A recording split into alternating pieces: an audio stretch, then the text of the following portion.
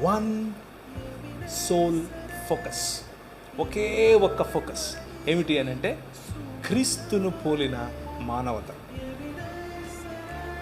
మనిషిని హిందువుగా చూడొద్దు, ముస్లింగా చూడొద్దు, క్రైస్తవుడిగా చూడొద్దు, బౌద్ధుడిగా చూడొద్దు. మనిషిని మనిషిగా చూడొద్దు. కష్టమా? చాలా కష్టం. అమ్మో, చాలా ఈజీగా, చాలా కష్టం. మతం తట్టుకోలేదు, బట్టలు చింపేసుకుంటుంది. నిజంగానే అంటే ప్రభు అయిన యేసుక్రీస్తును చంపింది ఎవరు అంటే మతమే కాదా? Try to live a real human life.